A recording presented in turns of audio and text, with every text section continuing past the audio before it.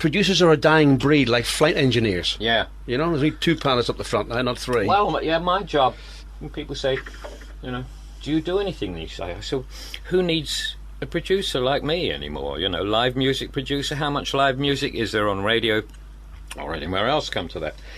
And, you know, the only thing I've done is a few CDs and a few bits and pieces. But, no, those days are over. I mean, it was part of an era, and it's gone. I mean, it was a wonderful era, and I'm glad I was around when it was happening, but it's gone. You know? Forever, probably. Yeah. Well, every era's gone forever, really, when you think about it. I mean, the era before me in broadcasting was the light music era. Loads of string orchestras and palm court, string quartets, quintets, so on. And that was the music that people listened to on the radio in those days.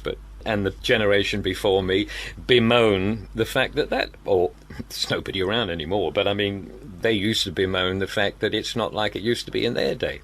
It's not like it used to be in my day. There's another generation between me and today's generation, and they say it's not like it used to be. You know, so it goes on. Yeah, of course. You're of an age, and I mean, you know, you've got to look at that and think, well, that's our era. I mean, the good thing, because recording really took over, I suppose, in the 60s onwards, really, everybody was recording suddenly. You know, prior to that, it was a very specialised thing, actually going in and doing a recording. And so all that material is available forever now, on whatever medium you care to listen to it, whether it's on your iPod or, you know, on your old record player or whatever it happens to be, it's all still available. Yes. Which, you know, which is wonderful. I said to dear Don Lasher, I was at a funeral with Don, a whole crowd, lovely trumpet player, and Don Lasher was there. And I walked out of the church with Don, and I said, thank goodness for recording, Don. I said, all your talents will be around for people to listen to forever now, because of recording. And then Don died about 3 or 4 months after that. But the fact is, it's true. I mean, the recordings are all... People are digging up old recordings and forgotten recordings and stuff that was never issued all the time now. Yes, so there's just such a wealth of material. So from my point of view, it's all still around. You know, I'm not producing it anymore, but it's all still around. It's John Campbell of Forest FM talking with Bill Bebb, who used to be Jimmy Young's producer at the BBC. Yeah. How long, Bill? Well, I worked with Jimmy for about 2.5 years, but I can remember one time Jimmy saying to me, he said, I seem to know your name from way back. I know we had worked together on various bits and pieces. But he said, when was the first time we worked together? I said, well, you won't believe this, Jim, but there used to be a show called the 625 show on BBC television, on BBC One, and it was on 6:25 on a Thursday evening. I still remember that. And it was live. And it was a talent thing, really, and I was with a jazz band. We played on it. I remember Clodagh Rogers was on it. That was her first television as well.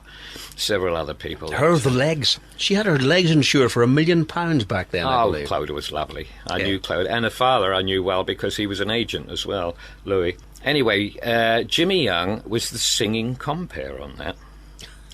Now, that was way back in about 1960, probably 1962. So that, and Jimmy said, really? Is that I said, yeah, it was all those years ago. He said, well, I thought everybody had forgotten about that show. I said, no, I remember you singing on it, and I remember he was a good pianist too. So, yeah, I worked with Jimmy about 2.5 years, possibly 3, before I went to British Forces Broadcasting. And we hit it off. I still speak to Jimmy occasionally. We had a lot of fun together. He's still around? Yeah, Jimmy's still going strong. He's 90 now, and he sounds great on the phone. I mean, he's still got that, you know, hello, Bill, how are you? All the bit. Yeah, it's great. Yeah, happy days. How easy was he to work with? And, well, a lot of people found him awkward to work with, but the one thing I learned about a lot of performers is that they are great on stage, but quite a few of them are very shy, literally. Very shy off stage, and Jimmy was shy. Jimmy loved the job he was doing, and, you know, he had a great career as a singer before he became a great broadcaster. and he hated meeting new people. He just, he just used to freak out, and I had to be very protective with him. But because we had a great rapport, I think it's true to say we did work together very well. Yes. Well, that came across in the programmes. Yeah.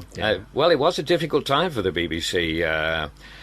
Fortunately, it was during Maggie Thatcher's reign, and it was well documented that Jimmy was Maggie's favourite interviewer. Oh, right. Not that he gave her an easy time.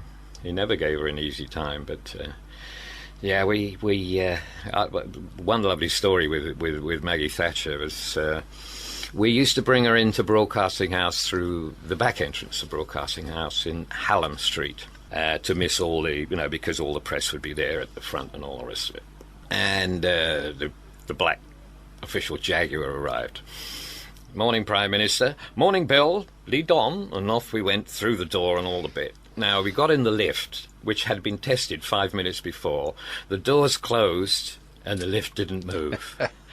And I was chatting away to Maggie, and at the corner of my eye I could see this poor commissionaire pressing all the buttons and fiddling the keys, and I thought, any moment now he's going to break that key off and we're going to be stuck in this lift for a while. So I had visions of the old Tony Hancock sketch and all the rest of it. I can't imagine singing, roundelays with Maggie Thatcher and Bernard Egham and, her private detective in a lift that won't work. So I said, excuse me, Prime Minister, so this is Commissioner, are you having a bit of bother? He said, it won't work, sir, it won't work. The lift won't go up. I said, well, will the doors open? So he said, well, I'll try the doors. So he tried the doors and they opened. Now, in the foyer at the back of Broadcasting House, we had about, for that particular day, there must have been about 20-odd diplomatic protection police there. Who all thought, well, that's the last we've seen of Maggie for a while, we can sit and relax. So they were all sitting around smoking and relaxing. Yeah. And suddenly the doors open and they're all rushing around. So I said, don't shoot. So I said, it's only one floor, Prime Minister, do you mind walking up the back stairs? She said, lead the way, Bill. So off we went up the stairs, and of course when we got to the top of the stairs and came through the doors, there's another lot of diplomatic protection people waiting for the lift doors to open, so they've all got their backs to us. I said, it's us, don't shoot. Because they're all loaded, of course, all these guys, all their guns. So, they all turned round. I said, the lift wouldn't work. So we were all right. So Jimmy had to interview the Prime Minister. Yeah. Was it her request or his request? No, it was our request. Bernard Egham used to ring up and make it known that it had been a while since the Prime Minister had been on. But I did say to her one time, I said, there's always this talk about the Prime Minister is on more often, Maggie's on more often than Neil Kinnock, who was the leader of the opposition at the time. So I said, well, we've totted out. We keep a very careful note on all these things because, the whole idea of the BBC has got to be even-handed. And I said, well, Prime Minister, I have to tell you that Neil Kinnock has been on more often than you have. And she said, well, book me more often then. So I said, well, OK, we'll sort it out.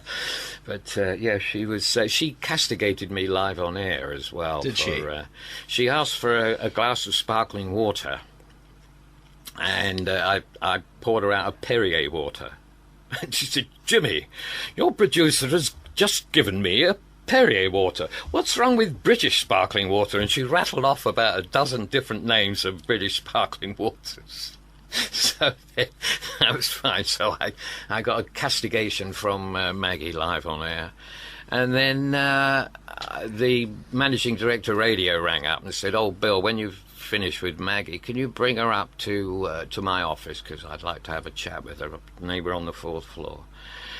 So I said to the managing director of radio, I said, listen, I've got to tell you that I don't know if you've been listening, but I've just been told off for offering her French sparkling water. He said, oh, no, slammed the phone down and obviously sent his secretary out to go and buy some British sparkling water. So because his fridge was full of Perrier water, yeah. Yeah, she's a very formidable lady, but very professional, yeah. OK, so that she's obviously well known, famous. Who else have you met that's now famous? Well, or is the list... that's it's an unfair question in a way, because the answer is that in the popular music area, You know, I've been lucky enough to work with all the biggest names in the 60s and 70s, I guess, mainly over the years. In my early days, from about 65, I think, I was producing a Saturday morning program called Saturday Club, which had an audience of 9 million listeners. Wow. And they were all kids who listened in the morning and went out and bought their records in the afternoon. So everybody wanted to be on the show. So was Brian Matthew the Brian the was the compere? original compere, and then Keith Skews took over just before we went to Radio 1, because they wanted to get rid of the old broadcasters, and Brian was a superb broadcaster, but they had this thing about, we want you younger people, so they wanted to get all the pirates in. That was when all the pirates came on land, the Tony Blackburns and Ed Stewarts and, all the rest of them. So, Keith Skews took over and did a grand job, terrific job. I remember him, I said, look, I want to make this, it was always a very fast bang, bang, bang show. I said, I want you to average your announcement to each record or tape, because in those days I used to record 4 groups or artists every week for the show, because we had this needle time agreement, which I'll talk about a bit later on. So I said to Keith, I want you to average 10 seconds per announcement. So if you take 12 seconds for this announcement, you have to take 8 for the next, but I want it to average out about 10 seconds. So Keith said, I can't put my personality over in 10 seconds. So I said, well, okay, you're not the man we're looking for. No, he said, no, I'm sure. And of course, Keith was absolutely brilliant, very professional, and he did a great job. And it was a very, very fast show. Did they use stopwatches in those days? Oh, yeah, all the time. I've still got mine. Yeah. BBC let me keep my BBC stopwatch with BBC engraved on the back and a serial number and the whole bit. Yeah, everything was to the second, and it had to be because, as I said, with the needle time thing, all records had to be timed to the nearest second, because we were given an allocation of so many minutes. For instance, on Saturday Club, it was a 2-hour show, but the allocation, needle time allocation, meant that during that entire show, we probably played 8 records. The rest of it in 2 hours, all sessions that were recorded by me or by the other producers who'd worked before me, all recorded. All the top groups all came in and recorded for us in those days, and artists. So Needle Time was just records. Needle Time was commercial records. There was a sort of a non-commercial library as well that you could use that was non-Needle Time, but it wasn't the same quality, obviously, as the commercial records. And that's been scrapped. Needle Time doesn't exist anymore. There's no restriction now. No, it doesn't. There's just total agreements now on being able to play non-stop commercial records. Yeah, I think when I was back in my local radio stations 20 years ago, our Needle Time allowance was 9 hours in 24. Yeah. So there's a lot of non-Needle Time music had to be played, and it wasn't the same quality as the records that we know. But getting back to your original question about who I work with, well, the thing is, in the 60s, as I say, there was just about every top group wanted to be on the show. And in between that, I did the first broadcast with people like the Bee Gees. When they came over from Australia, they did their first broadcast for me. Jimi Hendrix did his first broadcast for me, which is quite a nice story, actually. Well, we'll come back to that story in a second. It's a very good point to play some Jimi Hendrix. What's your favourite track? Let's go for a track that I actually recorded that has been issued on Jimi Hendrix Experience BBC Sessions. It's been issued on CD. Let's play Purple Haze, which the liner notes tell me was recorded by me for Saturday Club on the March the 28th, 1967.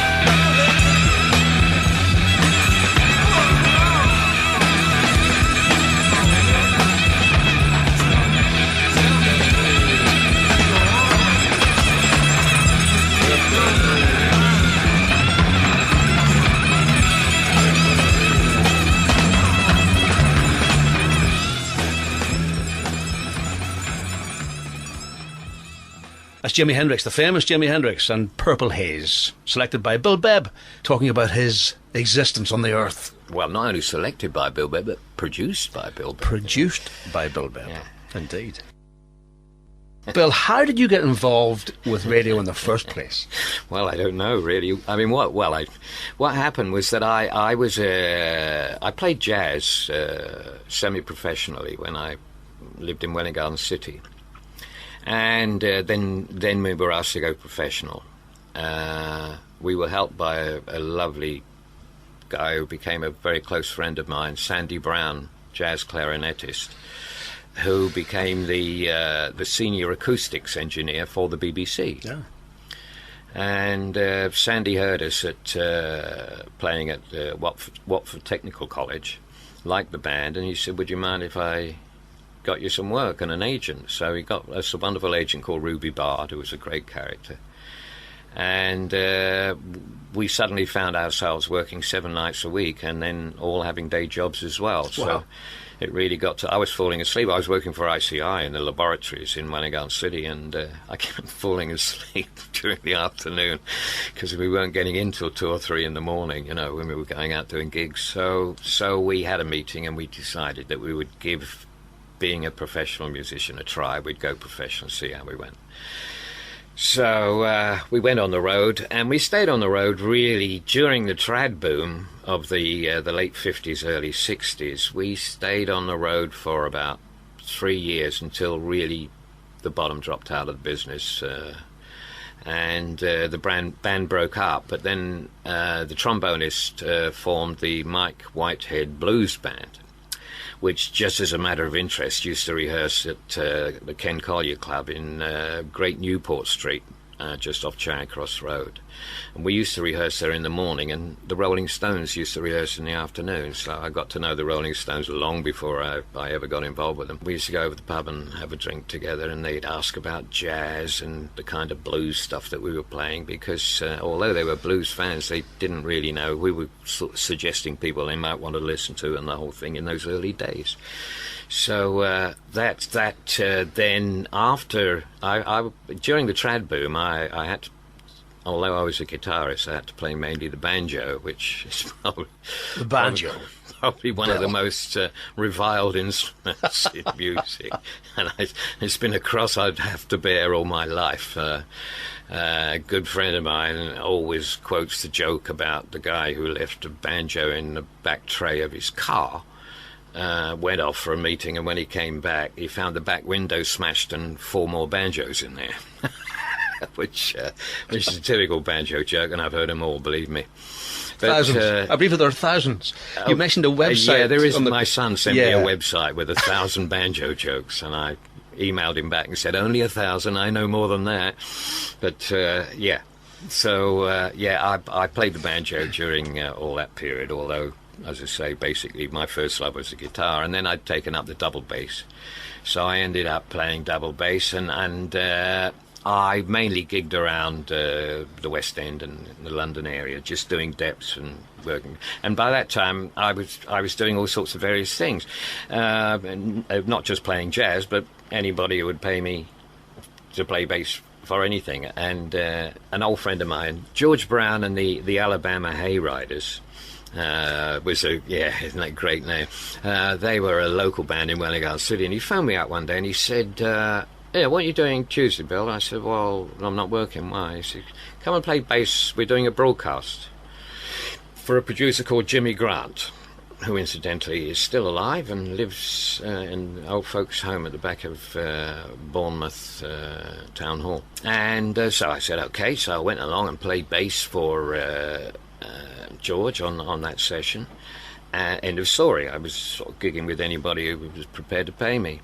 And years later, when Ian Grant, who was the producer of the country music programs on the BBC, left, Jimmy Grant called me in the office, and with this phenomenal memory, he said, "Don't I remember you playing with George Brown and the Alabama Hayriders?"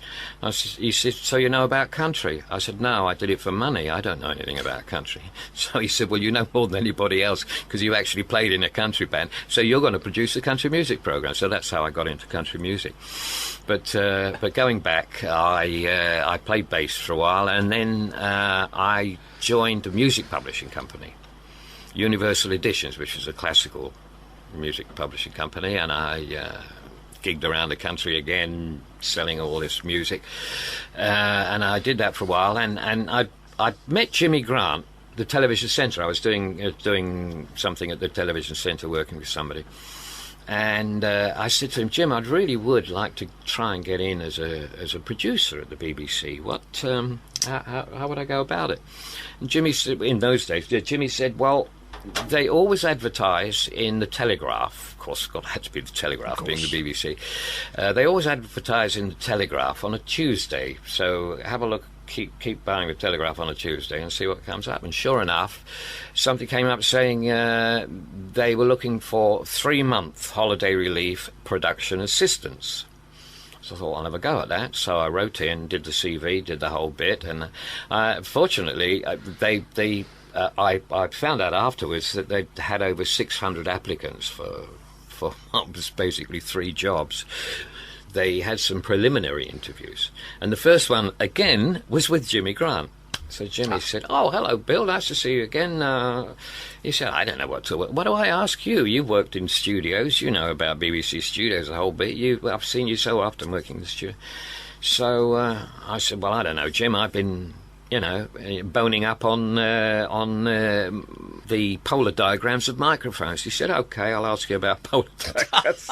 So I told him what to ask me. I answered the question. He said, "Well, that's fine, thanks very much." So obviously he said, "Okay, pass Bill on to the next thing." So the next interview was with a guy called Mark White, who I'd also worked with. He used to produce a lot of World Service programs, and he had a trad program on World Service that we used to play on.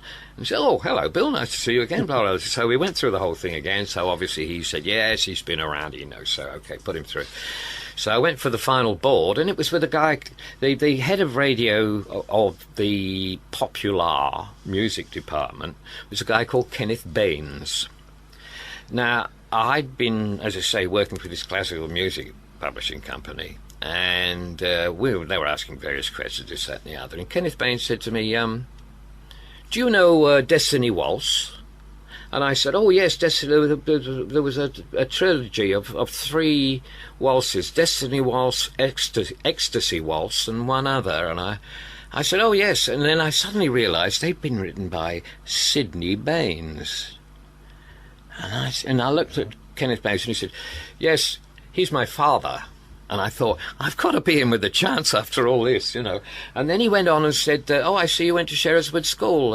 Did you know..." And I've forgotten his name now, the headmaster. And I said, "Yes, he was my headmaster at the school." He said, "Very close friend of mine." So I thought, I can't believe You're in. This is going too well, So I went, said, "Thank you very much, blah, blah, blah, all the rest of it. Thank you," because the other 3 members of the board, sort of head of whatever and all the rest of it. So...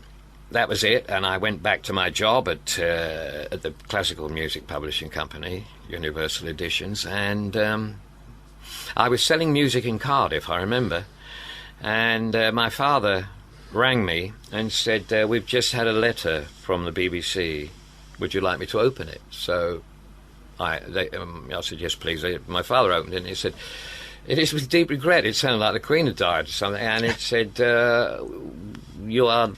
"We found you not suitable for the job." So I said to my father, "Well, their loss, not mine." I put the phone down and went out and got fantastically drunk in Cardiff. Easily done in Cardiff. Yeah, great. And that was that. So I thought, okay, well, I'll just have to rethink. And about 3 weeks later, I had a phone call from a Mrs. S.S. Gilbert. Sounded like a ship. Yes. And in fact, she looked a bit like she was a lovely lady, but those BBC ladies with the big busts, So she said, "Could you come in and see us?" So I went in and I met Mrs. S.S. Gilbert. And she said, well, we were quite impressed with your board, and we've decided that you weren't suitable as assistant producer. Would you be interested in coming in for 3 months as a producer? I thought, I can't believe this. This is getting even better, you know. Yeah. So I said, well, yes. She said, how much notice do you have to give the people you're working for? I said, well, only 2 weeks, really. So she said, well, we'd like you to start as soon as possible.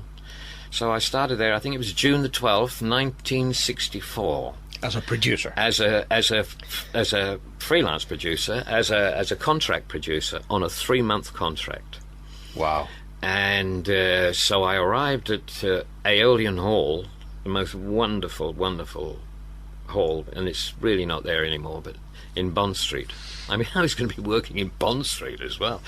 So I walked through the door, and as I walked through which I'd been there with my father because he was a semi-professional singer, so I thought, the last time I walked through this door, I was with my dad, and now I'm walking through. I am a BBC producer. I just thought this was wonderful. So I went to the desk and said, oh, my name's Bill Bebb. I'm a new BBC producer. And said, oh, yes, sir. You're in room 420, 4th floor. And so off I went thinking, I'm a producer. This is wonderful. so I thought, well, what do I do? So I got a phone call from Mark White, who had given me one of the preliminary interviews, and I said, I knew Mark. So I went in to see Mark, and I said, well, what do you do in the way of training, Mark? He said, training? He said, this is the situation. We're going to give you an office, a secretary, a telephone, a stopwatch, and a program, and if you can't do it after 3 months, we're going to throw you out. That's the training. And he said, you've got 1 week. Here's a list of everything that's going on to do with popular music this week, the sessions, the shows, everything else. Go along to the studios, make yourself known, learn as much as you can in the next week, and then you're a producer, and on you go. And that was it. Wow. So there I was wandering around, just, sort of saying, excuse me, I hope you don't mind. My name's Bill Bebb, I'm a new producer. Do you mind if I sit at the back? Yeah, they were all great. There were a couple who weren't, but most of them were terrific people, and only too happy to tell me anything they wanted to know. So what was the first programme you ever produced for the BBC? The first programme I ever produced, on the light programme this was in those days, they used to have little filler programmes which were 15 minutes piano interludes. Yes. Piano interlude today is played by, and it was all rather like that, very. So they say, oh, piano interludes. Book a pianist. You can have up to a trio, so you can have a bass and drums, whatever. Book the trio. They didn't even say to me, give me any clues to who it might be or what they wanted or anything else. Your choice. Yeah, and a guy that had impressed me terrifically as a pianist, I didn't really know him in those days, got to know him very well, was a guy called Roger Webb, who wrote a lot of film music and was a very good jazz player. But I phoned Roger up, and Roger had this lovely sort of West Country, Bill, all that sort of, So I said, Roger, I'm booking piano interludes, and I'd really like to book you and, your trio for a 15-minute piano interlude. Well, all the BBC sessions in those days were all 3.5 hours long, and we were recording 15 minutes, so... it was Roger playing with his own trio and all obviously familiar stuff. So we got into this thing, and I said, Roger, the other thing I said to Roger was that, they phoned me up and said, would you like a BBC announcer? To say, the Roger Webb trio. Oh, no, understand. So I said, well, no, I'd rather like Roger Webb to announce the thing himself, because he had this lovely West Country accent. So you're Roger, welcome to my piano interlude and all of it. So it was all great. I mean, quite honestly, I was a bit off the wall even then. You know what I mean? This is my first session, and already I'm not booking somebody who plays at the Savoy or whatever. I'm booking like Roger Webb and the whole bit. So, and using Roger to, because everything was terribly British in those days. So I said to Roger, we've got a problem here, Roger. He said, what's the problem? I said, well, we've only got 15 minutes to do, and you can rattle that off in 15 minutes. I mean, there's no, you don't have to retakes or anything else.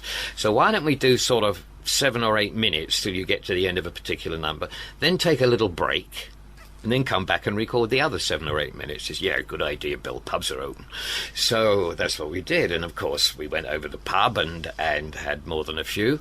So when Roger came back, suddenly his accent was considerably broader than it was. So halfway through, it's all very polite and right. Then when he comes back, it's all a bit sort of like that, and all a bit sounding more like Edge Cutler and the Wurzels. Yeah. Anyway, I survived that one, and that was my very first one. But my regular gigs in the early days were Music While You Work, which was still on. Half an hour in the morning, 3/4 of an hour in the afternoon, all live. I mean, these are all live. Nothing was ever recorded. I mean, tape. Ooh, where's about? Get it out. Just do it. Get them on there and do it. Yeah. I used to love doing the afternoon Music While You Work, so nobody could figure out why I always volunteered for the afternoon ones. But it was always with small string sections, and the string players are all Jewish. And I used to wait for the tea break because it was like having a room full of Woody Allens and Mel Brookses, I used to just sit there and fall apart with all this wonderful Jewish humour, Yes. And nobody could understand why I wanted to do it, all these music. Oh, Bill will do the afternoon, he loves them, So I used to do those. And then my first regular sort of big-ish show, which was Saturday evenings, was Those Were the Days, a programme of old-time dance music played by Harry Davison and his old-time orchestra, with your master of ceremonies, I've forgotten his name now, whatever his name was, but yes, very good. So, Hold that thought, Bill, because I think we should pause now for a piano interlude. A piano interlude. Yes.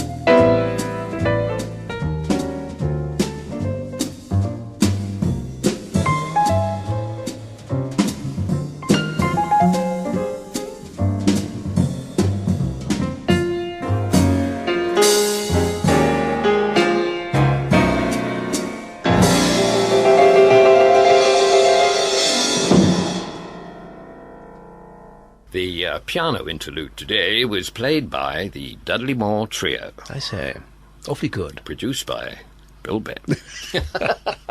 I did produce Dudley, but later on BBC Jazz Club, and it was a great thrill of mine because I was a great admirer of Dudley's, and I saved up all my pocket money when I was a kid, well, a bit older than that, and joined the Establishment Club just so that I could go and listen to the Dudley Moore Trio, who were resident at that time. Were they really? Oh, fabulous. Well, the Establishment Club was also the headquarters for Private Eye in those days, and everything was in Greek Street, and yeah, Annie Ross used to sing with them as well, and they were great days, and it was a great pleasure to work with. I'm sure. Yeah. I'd love to have met him, I must say.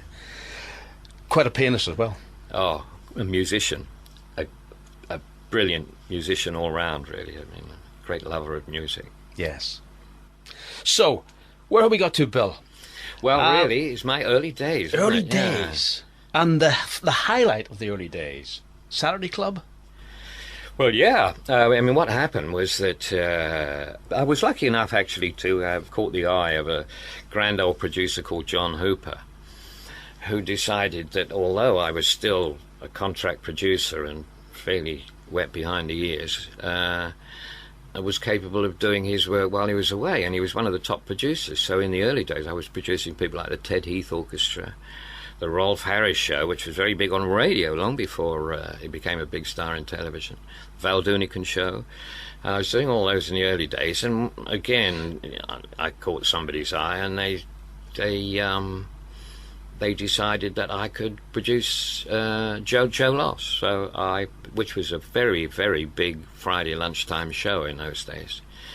It was a strange situation with big bands, big dance bands playing all the latest pop music of the day, and which is a very strange setup because you'd have 5 saxophones trying to sound like a fuzz guitar, because Joe was a lovely, lovely man. I really enjoyed working with Joe on that, and during the time I was working with, we always used to have a pop group on every week as well, mingling amongst all the professional musicians. We're all these hairy rockers and everybody, it's all a bit oil and water on the stage, but it all worked out. And again, Jimmy Grant, coming back to Jimmy again, decided that I could be his new co-producer on BBC Saturday Club, which I say was a huge. I mean, it was 9 million kids used to listen to that show, and so there I was, sort of launched into the pop world in a big way. I mean, during that time, I worked with just about every big name pop group artist, the likes of Dusty Springfield, Matt Monro, Tom Jones, all these amazing people, and working with quite a few Americans as well, Roy Orbison, Jose Feliciano. That was my embarrassing moment. I did Jose's first UK broadcast with just the bass and drums. Brian Brocklehurst, my late great mate, on bass, and Andy White, who used to play on the Beatles sessions on drums. And it was at the Playhouse Theatre, and lovely Jose came bounding in. He's a wonderful Puerto Rican bubbly character. I think he's Puerto Rican now. And hey man, all a bit, so we sat him down and he's playing away, and I said, well, get to know the guys and see how you work together and the whole bit. So they were just jamming away and all the bit. So I said, okay, Jose, we're all set up here. We got a good level on everything. You fancy doing a take? So he said, yeah, man, let's go for one. So I said, okay, on the red light. Oop, he's blind. Oh, no. Oh, dear. So I said, oh, sorry, Jose. He said, hey, that's okay, man. Sit me near the red light, and when my cheek warms up, I'll play it. Good for him. He'd been used to people saying that, I mean, he's such a lovely guy, and he turned it into a joke. Nice story. It's lovely, good. Lovely Jose, it was a great session. I say Bee Gees' first broadcast, the Jimi Hendrix first broadcast was something else again, and that goes right back to the days when I was playing with the jazz band. We used to play in Newcastle. Why? Yeah. And there was a guy called Chaz Chandler who was the manager of a local ballroom there. But they converted the ballroom half into a beat club and the other half was a gambling casino. Everybody had small gambling casinos in those days. It was it wasn't like it is now. It wasn't restricted then. So there was a small gambling casino and a lounge for the gamblers to sit and relax, have a drink and cry or whatever. And we used to play sort of lounge jazz for the gamblers in the lounge. So it was sort of like modern jazz. I played mainly double bass then, or a bit of guitar. Chaz, I got to know Chaz, the manager, reasonably well because he liked the band, and as it happens, later on I found out that Alan Price was a fan of the band as well, but that comes later. So I didn't see Chaz again. We went our separate ways. I ended up as a BBC producer. Well, I booked the Animals to do a session for me on Saturday Club, and there's Chaz Chandler. I said, hey, Chaz, he's bass player with the Animals. Hey, Chaz, hey, man, that's great. So we went out, had a drink, reminisced the whole bit, and we kept in touch. And Chaz rang me up one day, and he said, I've moved out of playing the bass now. He said, I'm into management. I said, okay, so he brought me in several groups that were quite nice groups, so I used a few of them, and he phoned me up one day and he said, I got this phenomenal American guitarist. He said, it'd totally blow your mind, man. So I said, oh, great. I said, bring some tapes in then. He said, hasn't got any tapes, no demos. So I said, well, where is he playing in London where I can go and hear this guy? And he said, it's not in London, he's in New York, he's not flying in till next week. But he said, I guarantee you get in session with him as early. He said, he doesn't even have a record contract. Wow. And I said, Chaz, I trust you. I mean, I've known you a long time, and I trust you. So I'll book an extra studio, and we'll take a flyer, get him in the studio, see how he goes. So I didn't have any of my regular studios, so I booked Studio S2, which is it's designated S because it's the sub-basement of Broadcasting House. So there we are, right down the sub-basement of Broadcasting House. So, of course, this hairy, great guy arrives at reception in Broadcasting House, and I'm mumbling away there. Cause, I mean, the thing about Jimmy, not only did he mumble a lot and was on all sorts of strange substances, but he was very shy as well, so it was very difficult to talk to him. In fact, I couldn't understand most of what he said, and Chaz was there to translate for me. So anyway, we got Jimmy in the studio, and of course, what people have to remember is, with the Jimi Hendrix sound, is that there are all sorts of gadgets and gizmos on the market now to get all those distortion effects. But in those days, the only way he could get those effects was to turn his amplifier up full and walk into it with his guitar. So the noise level was just I mean, I'd worked with live groups, with loud groups, obviously working on a program like Saturday Club. Never anything like this.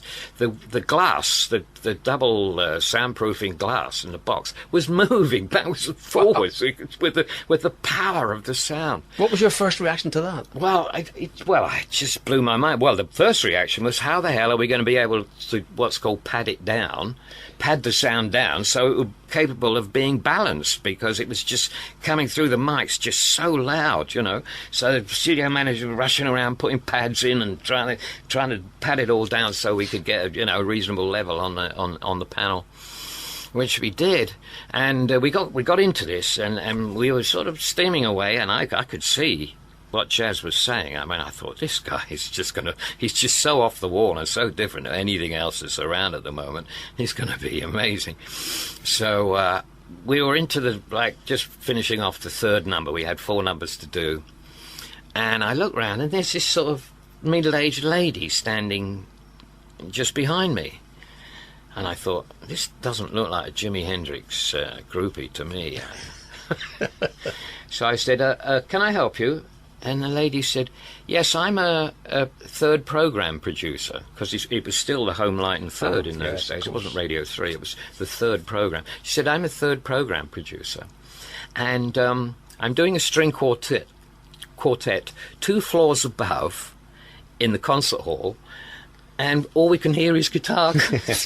So I said, well, it's a pretty safe bet it's coming from here. I said, but look, we've only got 1 more number to do, and then we've finished, and then you can record your string quartet. She said, no, you don't understand. It's going out live. Oh. So the truth of it is that although I produced Jimi Hendrix's first broadcast, it was actually behind a string quartet on the third program. Excellent. Yeah, I've actually Googled your name the other day on the computer, and I popped a photograph of you years ago. Popped up. You're standing beside Ray Davis of the Kinks. Yeah. And talking to the studio manager. That's right. And Pat Doody actually was an announcer. He worked for World Service, and he'd come down to do an interview for World Service. And that was at the Playhouse Theatre. I produced the Kinks a lot, and I loved them, and not only as a group, but I got on very well with Ray. Ray, again, was a very shy man. I've heard him talking recently. He's a lot better now. But in those days, he was a very, very shy guy, and he was heavily into lyrics, as I was, and we used to talk a lot about lyrics and painting pictures in people's minds and that kind of thing. And I always got on very well with Ray, yeah. And I'm pleased to say that... they've actually issued some of my sessions with the Kinks as well. Have they? Right, okay. We'll come to that in a second, Bill. I just want to ask you a few things. Saturday Club we talked about. What happened next at big in your life in the BBC? Well, it was all big. I mean, it's very difficult to... everything had its own pleasure. I mean, Saturday Club, not only was it, being at the forefront of where popular music was going, but also, I mean, it provided the most incredible social life. I was automatically sent free membership for life of every club that opened in London, every club that involved pop music. I mean, I was just, and the strength. They loved me, particularly at places like the Scotch St James, because a lot of the out-of-town groups, the Manchester groups and Liverpool groups and overseas groups and so on, they were all working so much they didn't know the London scene. They'd heard about all this, that and the other, but they didn't. They'd come into London, work, perhaps somebody would invite them to a club or whatever, and then they'd go on touring wherever they were going, off to the States or here, there, everywhere. And they didn't really know the London scene at all. So we'd finish a session about 10:30, 11 o'clock at night, and they say, where do we go now? I'll take you there. I can't guarantee to stay with you, until the early hours of the morning, but I'll take you there and have a drink with you, and then you. So I'd take them down to Scotch St James, which was one of my favourite clubs, or I'd take them to the Cromwellian, used to be in the Cromwell Road. That was also a great club, and they had a basement where people could sit in. So, of course, I'd turn up with some of these groups and, with great musicians. And I said, oh, by the way, there's a group playing downstairs if you fancy sitting in, So they'd go down and sit in. And of course, all the club owners loved me because I was bringing all these faces and all these people who were sitting in. So it was just an incredible social life. I mean, that was one side of it. The other side was all the record companies wanted to be my best pals. So, I mean, they were queuing up to take me out to lunch or out to dinner or to go there to see this show, to do that, or whatever. I mean, that was not considered payola. I mean, I never got any financial reward. There was just sort of business lunches, business occasions and all the rest of it. Yes. Record receptions. Sometimes in those days there would be 3 record receptions on the same day. Somebody celebrating number one, another one celebrating a new record, and somebody else, a showcase or whatever. And it was just non-stop entertainment all the time. Never paid a penny for anything. It was just wonderful days. And you're still here. And some people wonder how, not least myself. But so I mean, Saturday Club had all its attractions, and of course I was a lot younger then, and it was very much a scene that I enjoyed being part of. But when Saturday Club came off, in fact, we were on the first day. I was one of the original producers on the first day of Radio 1. It went on the air on a Saturday. I can't remember the exact date now. But and Saturday Club was on at 10 o'clock. It opened with Tony Blackburn, and then I think Ed Stewart did Junior Choice or something. Then there was a competition, which I think Duncan Johnson did. My lovely friend Duncan Johnson, who's not too well at the moment, but a lovely guy. And then we went on the air at 10 o'clock till 12, and that was with Keith Skews. I still got the tape somewhere of the original, the first Saturday Club. Oh, wow. On Radio 1. So But when Radio 1 started, they were really committed to 100% needle time. And so I enjoyed doing sessions. I enjoyed working in studios. So there came a point when I decided I would rather work for Radio 2, because they were still doing a lot of live music, you know. This might actually be a good point to talk about the needle time thing. Yeah, it has. We mentioned it before. Yeah. What it was that there was an agreement with the record companies through the Phonographic Performance Limited, PPL company, that we would be limited in the amount of commercial recordings that we would actually play on the BBC. Well, of course, as the record industry became so much bigger with pop music and the whole bit, the scene had changed from the old days when there were ballad singers and big bands and that sort of thing, in a much bigger market, in a very different market. They after a while they did change the agreement, but in my day I was given a strict allocation. For instance, on Saturday Club, it was a 2-hour show, but it was a maximum, I think, of between 6 and 8 records, depending on the length of them, that were played throughout the entire programme. The rest of it was all recorded in BBC studios. And that is the reason why there was such a tradition of groups and artists coming into the BBC and actually recording for the BBC. That was because they couldn't play the record, you know, or they could play it, you know. I mean, we did obviously play the records other weeks, but if they wanted to have a big showcase on Saturday Club, they had to come into the studio and record specifically for the BBC, which is where they got all these tracks from that they've released, without paying me a penny, I might say. They didn't even have the decency to say thank you, or even to send me a copy of the CD. You did to go and buy it, did you? Well, I just feel like I'm cannon fodder, you know. I mean, let's face it. I mean, I must have made the BBC probably millions, you know, from the Jimi Hendrix, Kinks, Status Quo, all the other track, Cream. Let's play a Kinks track, which is going to fit in there very neatly. Okay. This is the Kinks and Tired of Waiting.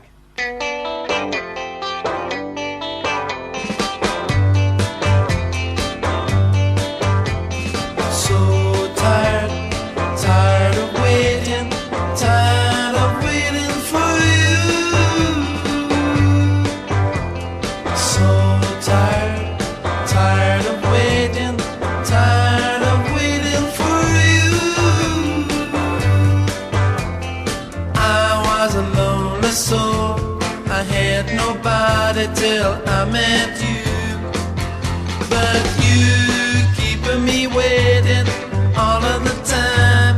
What can I do? It's your life, and you can do what you want. Do what you like, but please don't keep me waiting. Please don't keep me waiting.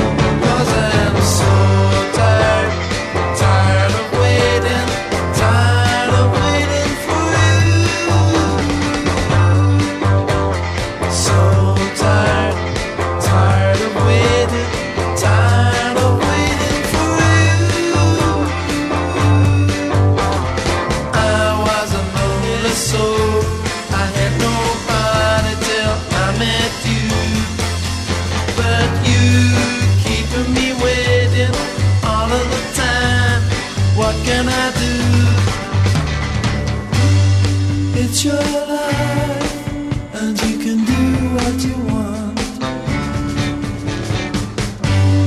Do what you like.